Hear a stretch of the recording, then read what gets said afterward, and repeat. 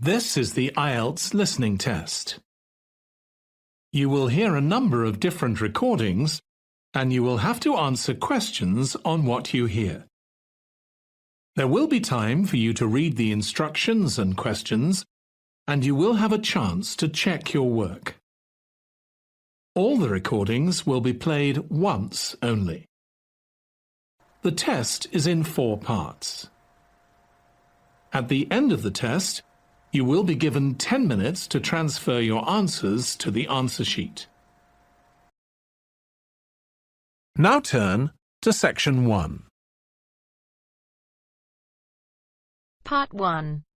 You will hear a woman being interviewed by a market researcher in a health club about her membership of the club. First, you have some time to look at questions 1 to 5.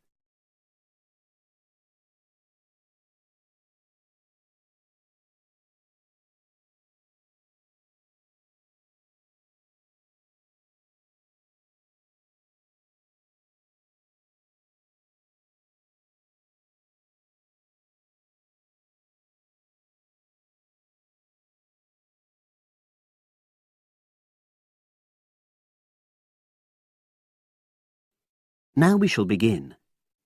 You should answer the questions as you listen, because you will not hear the recording a second time. Listen carefully and answer questions 1 to 5. Oh, excuse me.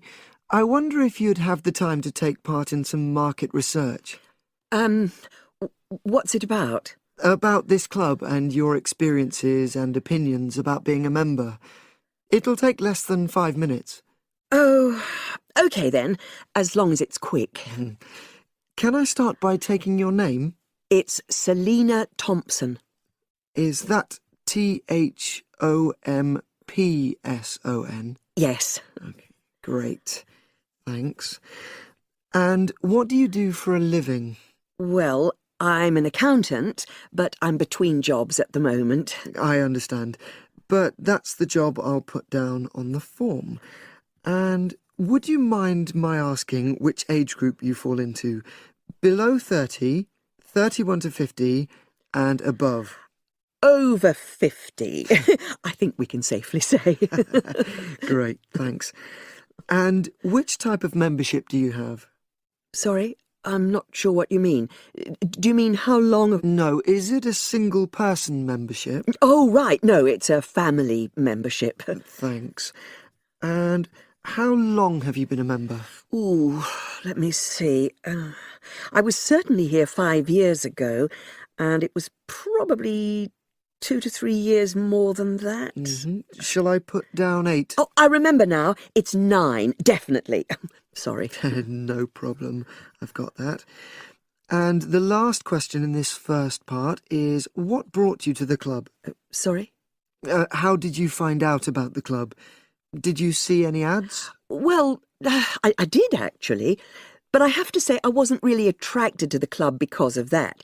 It was through word of mouth. So you were recommended by a friend? Actually, my doctor.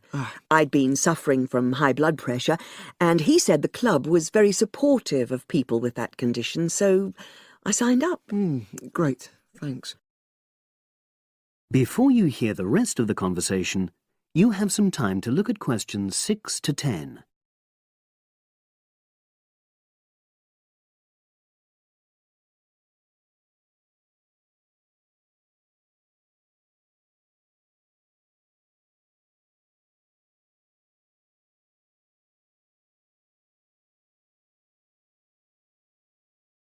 Now listen and answer questions 6 to 10.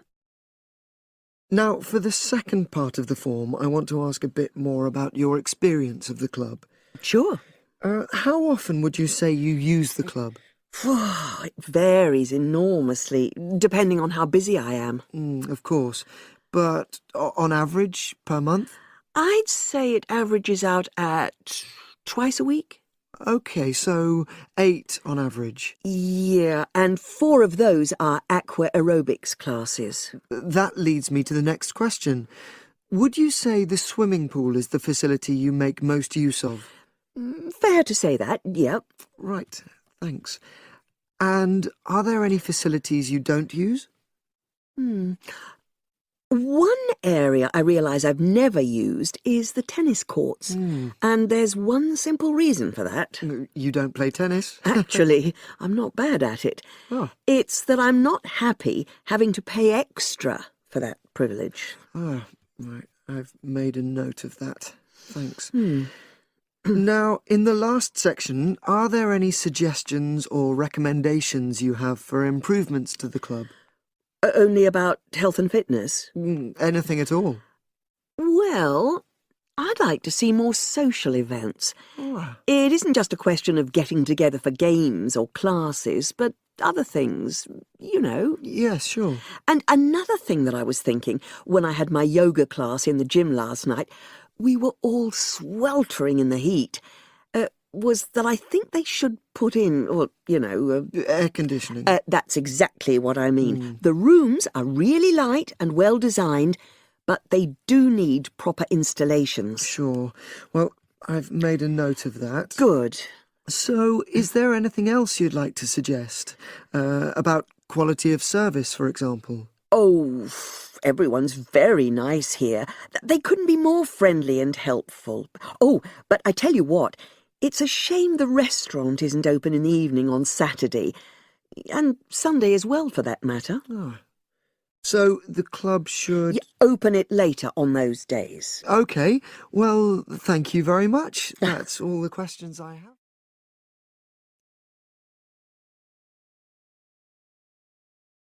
That is the end of part 1. You now have half a minute to check your answers.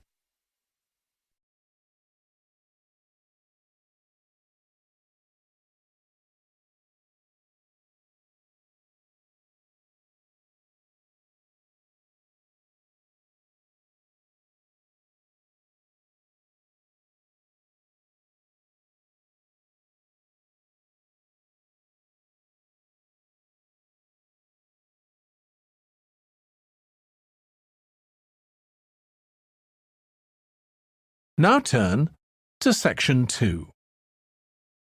Part 2.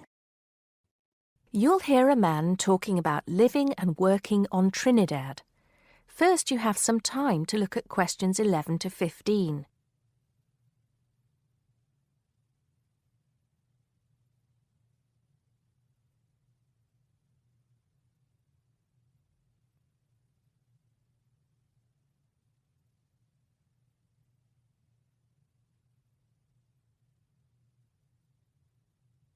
Now listen carefully and answer questions 11 to 15.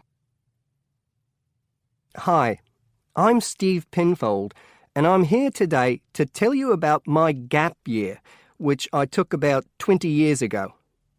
Unlike many students these days who go travelling or get some work experience between school and university, I decided to do something completely different after finishing my degree. I applied to work for a charity organisation. What it does is it sends people with particular skills to countries where those skills are needed. Apart from having some experience teaching English to summer school students, I didn't have any particularly useful skills, I thought, but luckily I was still accepted. I had to find the money for the flight, but you get free accommodation. I stayed with a family of 5. And you do get paid, but not much. It's a bit like pocket money, enough to get by. I worked in an orphanage and taught English at a local school. Where was I? Well, originally I was going to be sent to a village in India, but at the last minute the organisation decided to send me to Trinidad. Now, this is a fascinating place. It's an island in the Caribbean. Well, in fact, the country is actually 2 islands. The smaller one is called Tobago, which is connected somehow to the word tobacco. Anyway, there I was, a young white guy living and working on an island which is mostly a mixture of descendants from Africa and India. The Africans were originally brought over as slaves, and the Indians came later as indentured workers. That means they agreed to come for a specific time, but many of them stayed. There are also some Trinidadians of Chinese and British origin, though the native inhabitants were basically wiped out by colonialisation. I myself felt completely accepted and had the time of my life. The language everyone speaks is English, so there was no problem for me there, but some concepts don't quite translate. They're pure Trinidadian. There's the term liming, for example, which means sitting around watching the world go by. Also, there's the famous carnival, when the whole island is taken up in playing mass. For a whole month, around February or March, it depends when Easter is, everyone's busy preparing costumes, practicing calypsos, soca and steel pan music, and most importantly, partying. Before you hear the rest of the talk, you have some time to look at questions 16 to 20.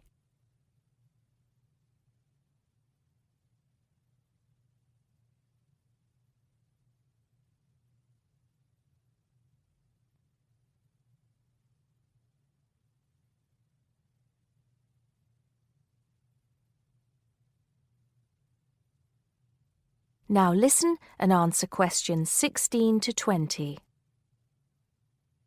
When the actual official carnival starts, it's days of 24-hour dancing in the streets. In Trinidad, it's called whining. You've probably seen this sort of thing on TV, in the more famous carnival in Rio, or even at the Notting Hill Carnival in London. Many people join bands, each one of which has a theme. For example, the Sea or Jungle Fever, and they have costumes designed and made to go with the theme. These can cost $1,000 for the king and queen of each band. They're incredible. The whole city is a non-stop party zone full of colour and sound. It's serious too. The bands are in competition and the winner gets $1 million. Sorry, I got a bit carried away with those memories. Back to my real job there. The orphanage was called St. Augustine's, and that's also the name of the place where it was, St. Augustine, a town just outside the capital city, Port of Spain. I didn't have any particular job description, just to be with the children and tell stories, sing songs and play games. Oh, and we also went camping in the jungle once. I could tell you a few stories about that particular escapade. Every time I arrived at the gate, kids would come running towards me, shouting, with big smiles on their faces. The younger children seemed fascinated by my blonde hair and loved to touch it as if it was something miraculous. The English teaching I did 2 days a week in a primary school for 6 to 11-year-olds. The kids may have been poor, but they all wore neat and clean uniforms and were so respectful and enthusiastic. I've now been teaching for many years in different countries, and I still think those were the best students I've ever taught. What else did I do while I was there? I swam a lot. Can you imagine what it's like swimming with dolphins and with pelicans diving into the sea right next to you? More seriously, I trained to be a Samaritan. That's someone who listens and supports people who have problems with their lives. Overall, what I took from the experience was a sense of being in another culture, or rather cultures. As humans, we all share many characteristics, but we express ourselves in various ways. In Trinidad, there are lots of different communities and religions, and so many different kinds of festival to see. Hindu, Muslim, Christian, as well as some rather mysterious African traditions. There are quite a few Rastafarians too. Trinidad is, as Americans are fond of saying of their own country, a melting pot where everybody is greeted warmly. Go and see for yourself. I'm not sure how it's changed since I was there, but I'd love to find out. That is the end of part 2. You now have 30 seconds to check your answers to part 2.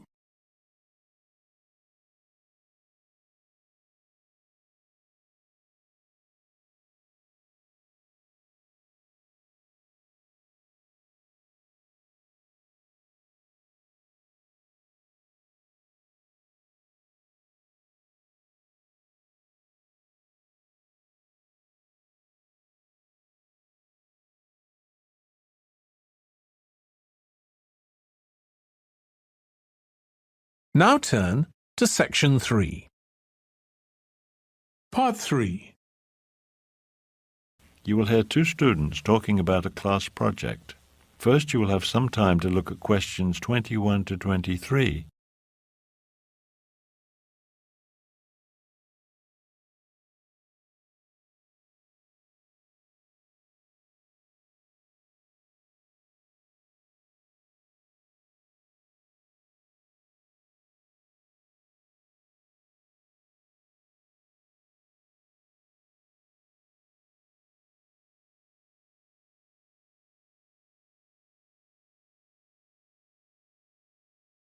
Now listen carefully and answer questions 21 to 23. Hi, Janet. Harry, what's up? You know that research project we have to do for Professor Farley's class? Have you started it yet? Started it? I'm almost done. Really? I'm having trouble. You think you could help me? You're going to need a lot of help. It's due next Thursday. I know. And it counts for 40% of our final semester grade. I know, so I could really use your help. So what topic did you choose? I did my research about people's TV watching habits. You mean which programs they watch? Yeah, and how often they watch. It was really interesting. Before you hear the rest of the conversation, you have some time to look at questions 24 to 30.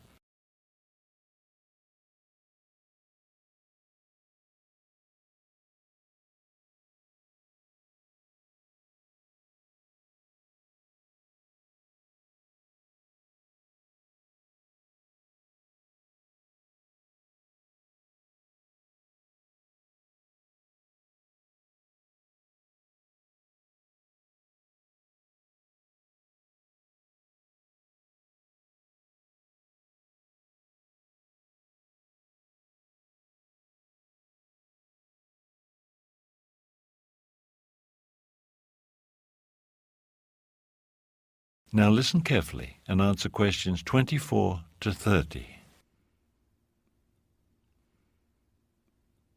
So how'd you get started? Well, after I decided my topic, I went to the library and did some research. I read about other studies people had done about TV watching. How did that help you? Oh, it was really important. It gave me lots of ideas about what questions to ask. So after I did the library research, I chose my research method. What did you choose?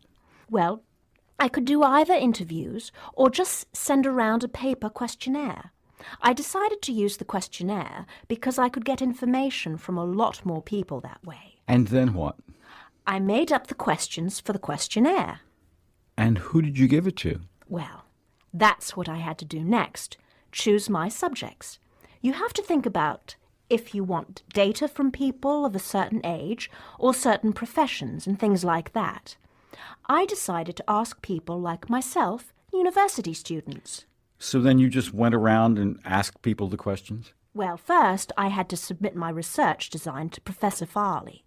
He had to make sure it was okay before I went ahead with the research. Did he make you change anything? No, he pretty much liked it the way it was. So then I had to send out the questionnaire. I just put it in all the students' mailboxes. A lot of them responded. I got a lot of results. Pages and pages. Well, what did you do with all that information? Well, I did what Professor Farley told us to do. I made charts and graphs. That helped me figure out what all the data meant. Charts and graphs, huh? I'll have to look at my class notes. Yes, you'd better. The professor outlined the whole process for us. So then you'll just hand in those charts and graphs on Thursday? Well, I'll have to write a report too, of course. The professor wants to see our interpretation of the results. That's the whole point, don't you see? Yeah, I guess. If I get started now, do you think I'll finish on time? Maybe, if you don't have anything else to do this week.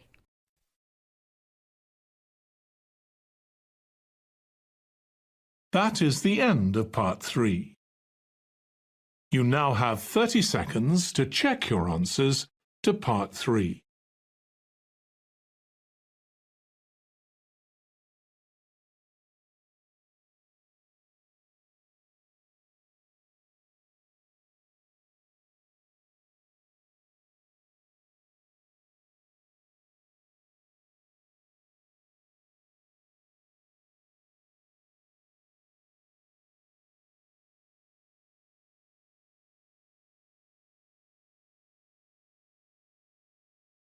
Now turn to Section 4. Part 4. You will hear a woman giving a talk at a popular science convention. She is describing research into artificial gills designed to enable humans to breathe underwater. Now you have some time to look at questions 31 to 40.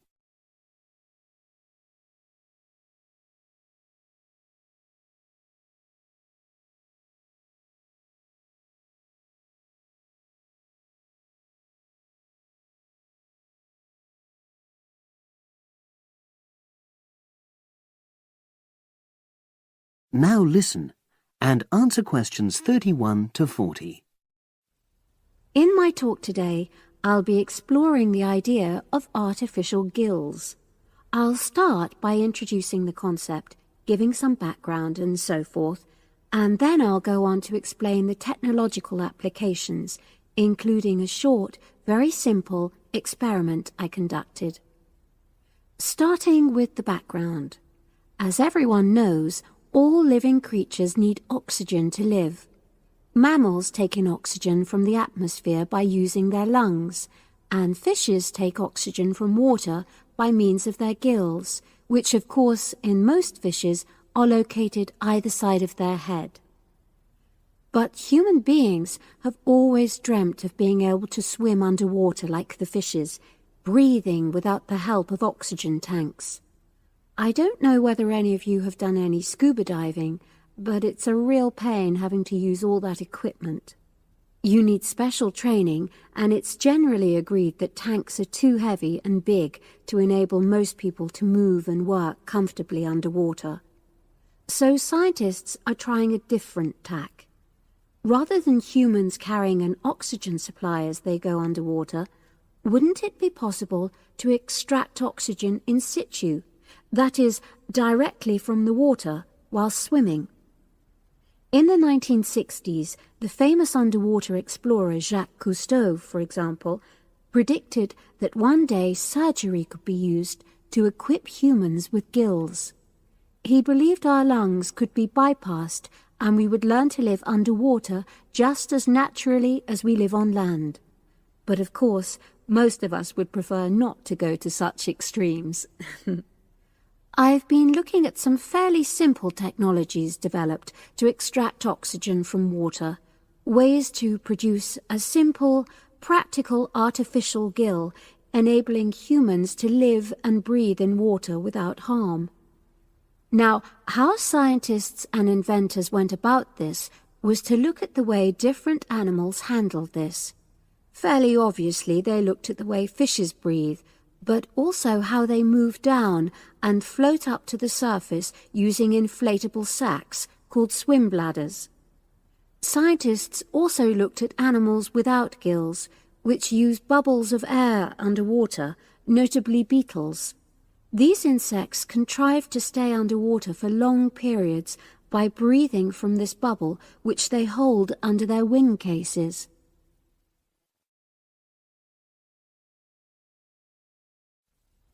By looking at these animal adaptations, inventors began to come up with their own artificial gills. Now, making a crude gill is actually rather easy, more straightforward. You take a watertight box, which is made of a material which is permeable to gas, that is, it allows it to pass through inwards and outwards. You then fill this with air, fix it to the diver's face, and go down underwater. But a crucial factor is that the diver has to keep the water moving so that water high in oxygen is always in contact with the gill, so he can't really stay still. And to maximize this contact, it's necessary for your gill to have a big surface area. Different gill designers have addressed this problem in different ways, but many choose to use a network or lattice arrangement of tiny tubes as part of their artificial gills. Then the diver is able to breathe in and out. Oxygen from the water passes through the outer walls of the gill, and carbon dioxide is expelled.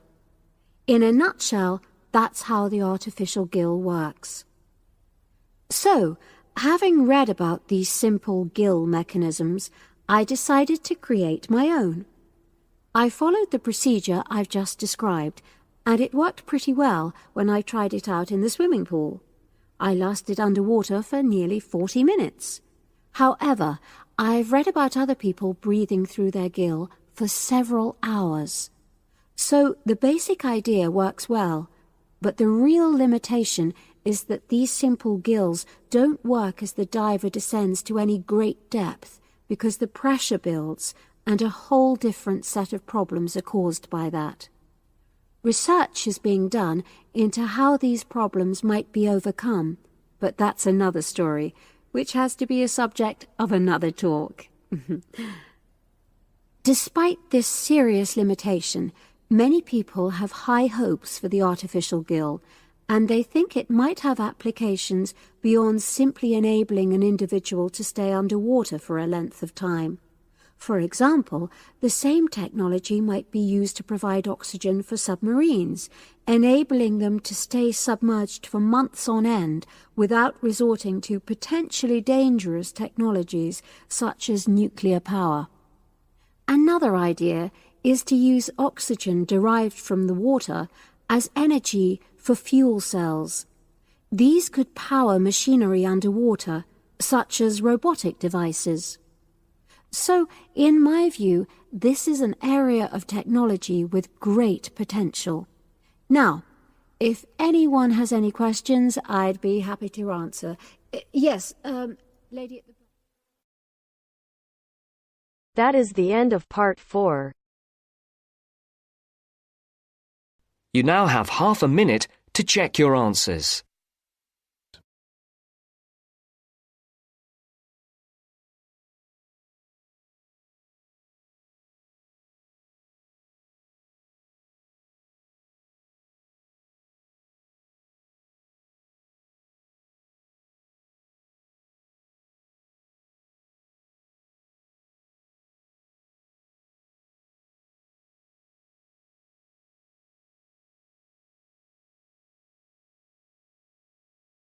That is the end of the listening test.